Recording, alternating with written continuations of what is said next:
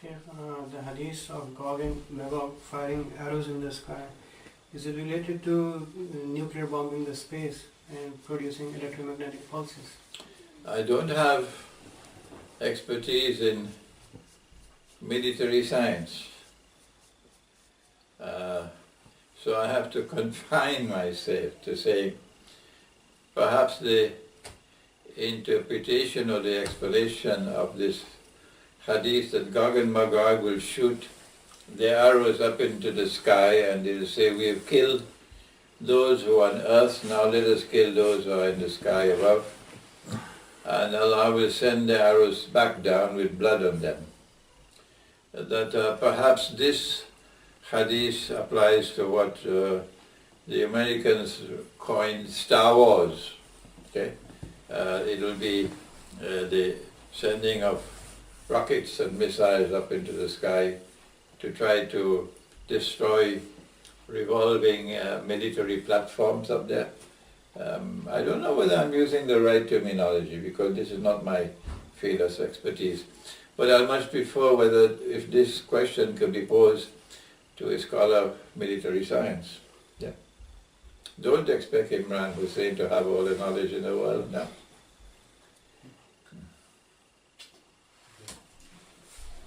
Any other brothers? Other questions? No, you ask your second question. Sheikh, the future of Africa in the end times, as we all know that an Ethiopian slave will destroy the Kaaba.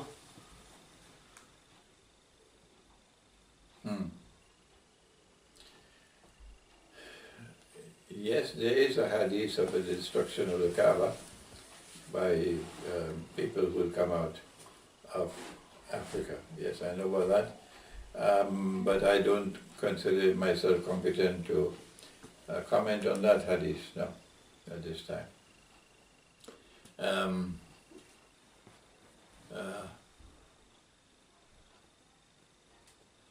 I don't know about any special role of Africa in Akhir Zaman, other than that part of Africa which can more easily travel to join the army that will liberate Constantinople. That part of Africa, of course, will be North Africa. It will be Mauritania and Algeria and Morocco and Tunisia and Libya. Maybe Mali as well, and Niger. This part of Africa, the northern part of Africa, because they have the possibility of traveling and joining the army which will liberate Constantinople, I see that one of the reasons why NATO has taken over Libya at the loss of a lot of prestige in the world, they did it so clumsily, is because they want to block. One of the reasons why they are in Libya is that they want to block the passage of people going to join that army to liberate Constantinople. Of course, there's another reason why they're connected with the expansion, the territorial expansion of the state of Israel to encompass the part of Egypt from the river of Egypt, the River Nile, to the Red Sea. And that's why you have NATO in Libya on this end. But I have spoken on this subject several times. But I don't know of any special role of Africa beyond this. Sorry, I don't know.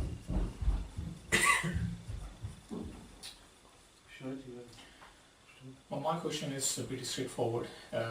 Who is this? Shahid. Shahid. Yeah. Do we have any vague or guess calculation which is extract from the ahadith which tells us the nuzul of Antichrist, Dajjal, what time? Yes. Yes, we do. I wrote a book on the subject. It's called Jerusalem in the Quran. And in Jerusalem in the Quran, you have the hadith pertaining to Dajjal being released on earth in an island which I identify as Britain, and then a day like a year, a day like a month, a day like a week, and then all his days will be like your days. This gives us not three mathematically computed time frames, but rather three periods or three stages of the mission of Dajjal. Three stages of the mission of Dajjal. And it is possible for us to recognize that stage one lasted for a long, long time, and sometime during stage one, a day like a year. I don't know when, but sometime during stage one, Britain emerged as Pax Britannica. And Pax Britannica may have lasted for maybe 300-400 years. I'm not too sure of British history. And then came stage two, with a day like a month, and within that time frame, United States of America eventually emerges the ruling state of Pax Americana, and we are now located at a moment in time when Pax Americana seems to me to be in irreversible decline, and I've said that for a long, long time now. And events continually unfold to confirm that my analysis is correct, that the United States is now in irreversible decline, the US dollar is now in irreversible decline, and that the third stage will eventually emerge with a third ruling state to replace the United States. And my opinion is that Dajjal wants Israel to replace the United States. I don't know if I'm correct, but this is my understanding, that this is what Dajjal wants, that Israel should replace the United States as a ruling state in the world, and that Israel should establish a Pax Judaica that will replace Pax Americana, and all of this is in Jerusalem in the Quran here. 15 years ago. All of this is in this book. 15 years ago it was published. And it was written in my head maybe about 18 years ago. I have never engaged in calculating time frame. That a day like a year lasted for so many years, and a day like a month lasted for so much, and that therefore a day like a week will last for so many years. Others have more expertise than me, let them do it. Leave me out of that. So all that I can say is that yes, we have a time frame now in which we may have already started a day like a week, and sometime during this time frame or this stage, Pax Judaica is they planning for Pax Judaica to emerge. When a day like a week comes to an end, excuse me, Dajjal will then appear in person. But before that happens, you have to have these two major events, which are the Malhama, or the Armageddon, the Great War, in which 99% of all those who fight, all the combatants, will be killed. And the second major event will be the conquest of Constantinople. So I don't think it is wise on my part to say how many years we have left before this and before that and before that, and to confine to myself to saying it's close. Now, having said that, after I wrote this book on Jerusalem in the Quran, then I discovered the ayah in the Quran, in Surah Al-Mursalat, which the hadith is in harmony with that ayah. And that is, Allah speaks in Surah Al-Mursalat, and He says, بَعْدَ أَعُوذُ بِاللَّهِ مِنَ الشَّيْطَانِ الرَّجِيمِ انطَلِقُوا, proceed, إِلَى ظِلٍّ, towards a shadow, ذِي ثَلَاثِ شُعَبٍ, which will have three parts. Proceed in the historical process to a period of time in history which will be like a shadow, which will have three parts. And this verse of the Quran appears to me to be linked with that hadith. So Dajjal's three stages. Okay?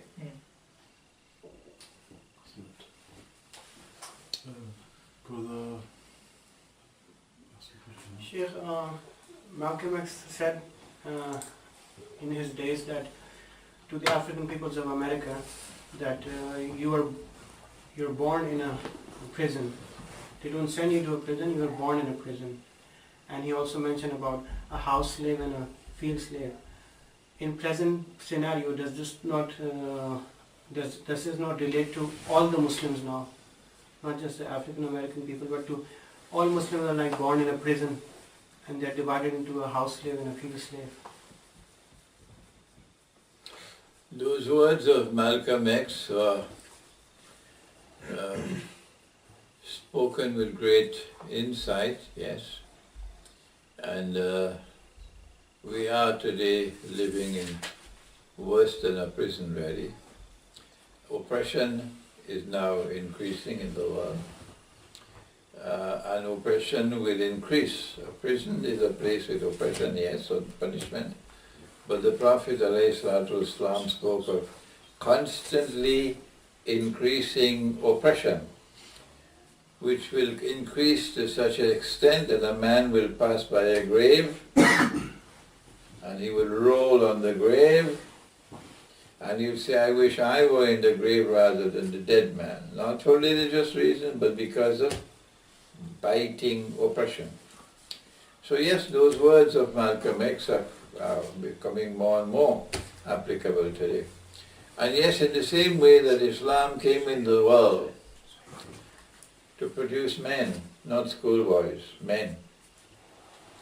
Produce men who will stand up with courage and dignity and faith against the oppressor and to liberate the world from oppression. And these are the people who are slaves in the prison today, but he calls them field slaves. They recognize that they have chains, they're chained in this system. They are slaves therefore, but inside of their hearts, they're free men. Inside of them, they're free. And because of that freedom inside of their heart, they despise the oppressor. They despise the system of oppression. And they long to get out of it and to destroy it. That's the field slave.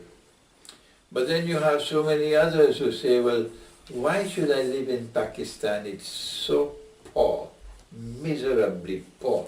And America is rich, it's heaven itself, I should go and live in heaven. Yes. And then they look down at Pakistan and they despise Pakistan. And America is heaven. And since we are living here in America, we have to be faithful to America. So the American armed forces are our boys. Yes. That's what they are. These are our boys. This is our government. We have to be faithful to them. These are the house slaves. They are imprisoned in slavery because white America and black America are different. White America is still the slave master. And black America is still the slave. Anybody could see that. And so they are house slaves. When the slave master is ill, they say, we sick. Yes. When the slave master's house is on fire, they want to help the slave master extinguish the fire.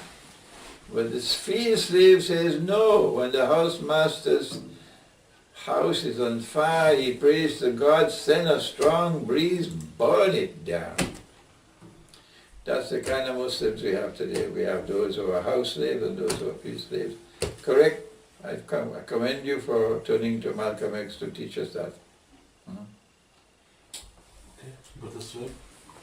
So my question was that the Islamic mortgage system where the financial institution will buy a house and then sell it on to the customer but defer the payments and let the customer pay in installments over a long period of time. That as a concept, does it contain riba within it if you discount the actual money that we use, the riba money that we use? That is, we already know that the money is riba, but just as the concept on its own. Okay, well you have amended your question a little bit. But I still retain my answer.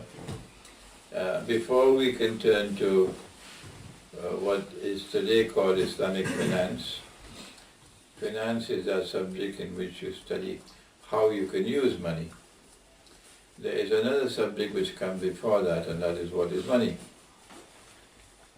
The subject is what is money. And in that you study what is known as monetary economics, what is money. And I have lectured extensively and written extensively on the subject of Islamic monetary economics to argue so often that people are now fed up of listening to me, that the monetary system that we now have in the world, all around the world, is bogus, it's fraudulent, it's haram. Yes. It's now paper money, which came out of Bretton Woods and the International Monetary Fund, and which prior to that had emerged in the early 17th century from the Bank of England.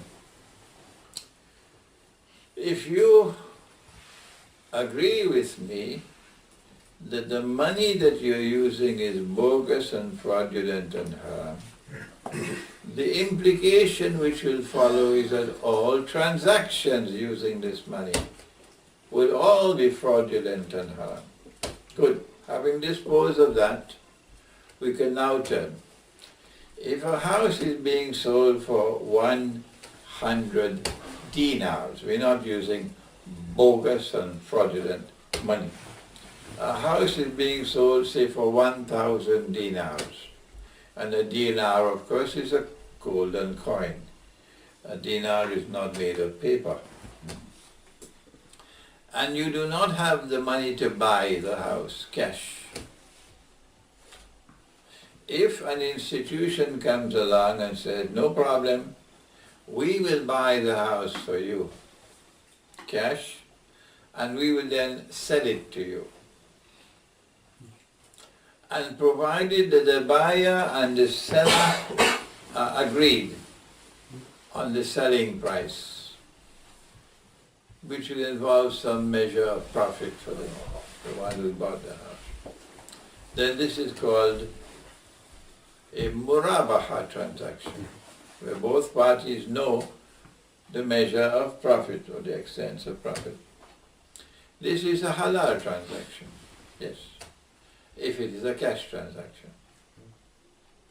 But if the financial institution buys the house for 1,000 dinars and then sells it to me for 2,000 dinars, okay, and they're not selling it to me cash, they're selling it to me for credit, then what is the market value of the house? If the market value of the house, which has just been bought yesterday, is 1,000 dinars, why would I pay 2,000 dinars for it when I can buy it for 1,000? There's only one honest answer to that question. All the rest belong to Disneyland. The reason why I'm prepared to pay 2,000 dinars to buy the house when it is available for 1,000 dinars is because I'm not buying it cash. I'm being given time to pay. If money can increase over time, then that is riba. That's the classical definition of riba. That money increases over time by itself, that is riba. So this is not murabaha. It would be murabaha if I'm buying the house cash. But if I'm paying cash 2,000 for what can be bought for 1,000, someone should make an appointment for me to meet with someone called a psychiatrist. Yeah. Because I'm not right in my head. Yeah. The reason why I'm buying for 2,000 when I can buy for 1,000 is I'm being given time. So in Islam, cash price and credit price must remain the same. You cannot have a credit price that is higher than the cash price for the same article. Hmm? The difference between the credit price and the cash price would be riba.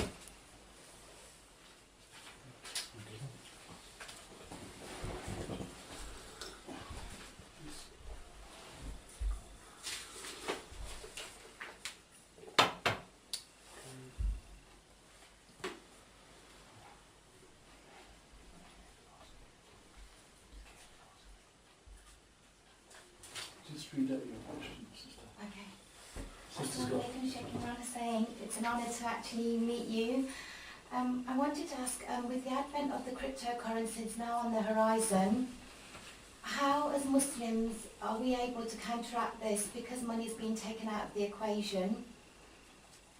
They're trying to push for the cryptocurrencies which has no basis because it's been known as being fraudulent because we don't even know who the actual owner of the cryptocurrencies is. So how is it as Muslims are we going to be able to avoid being drawn into this another fraudulent Ponzi scheme? Good. We already have a sorry history of being deaf, dumb and blind as Muslims for the last 100 years. So it should be no surprise if we should all be drawn and sucked into cryptocurrencies because we still remain deaf, dumb and blind, like cattle. The paper money currency has been with us for 100 years now.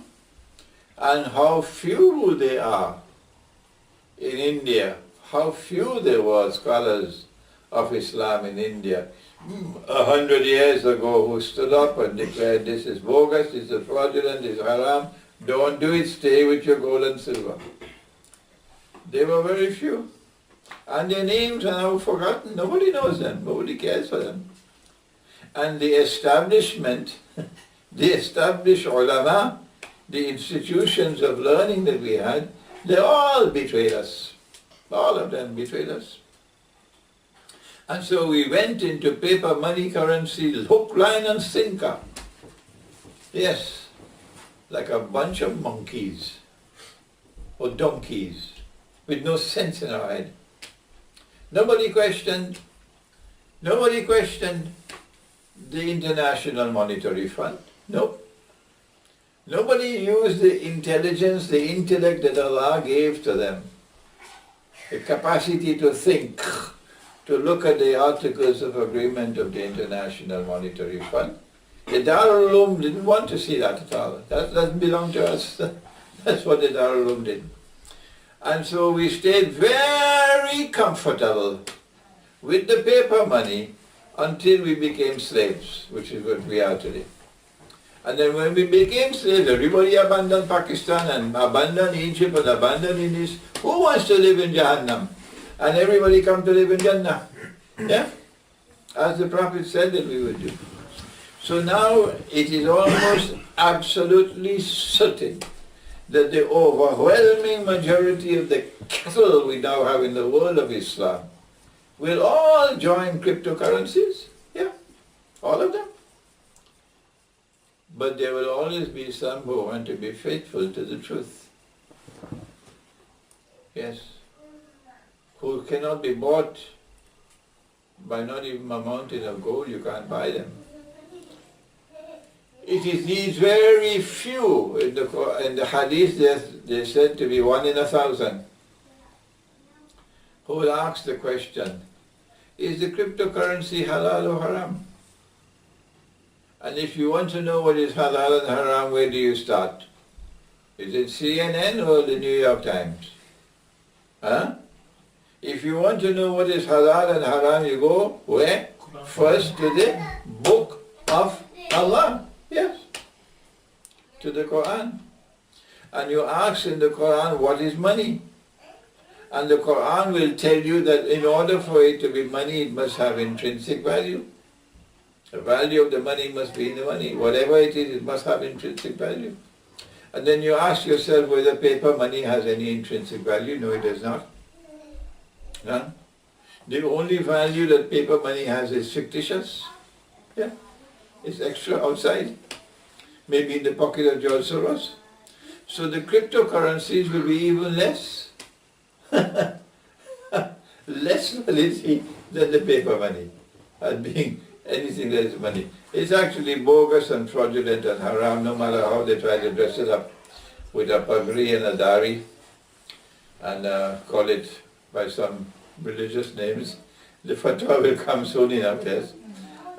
It will be, no matter how convenient it may be that you can bypass the banking system, you could send money to and fro so easily now. And then Malaysia joins the pack and makes cryptocurrency, bitcoins legal tender. And Iran joins the pack and say, okay, we also want to do the same thing. And Russia joins the pack, and Venezuela joins the pack, and China joins the pack because they want to get away from American sanctions, you know, all of them. But you and I, who want to be faithful to the truth which has come from Allah, you and I will say, no, unless and until money has intrinsic value, we do not recognize it as money. No. And one of the ways in which you can offer at least a micro response, because a macro is not possible, is to buy gold and silver coins, or try to buy the raw gold and silver and mint the coins, and then retreat to the remote countryside and build small markets, I call them micro markets, and at least you will buy your daily sustenance using that dinar and dirham. Yeah.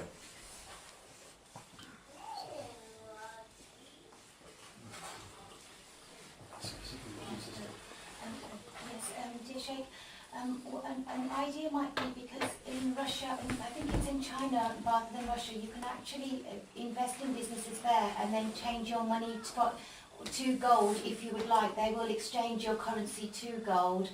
So if we maybe try to even do business in countries where we can actually have, instead of having money or any Bitcoin in return, you could have gold in return? Nothing stops you now. I don't think the law prevents you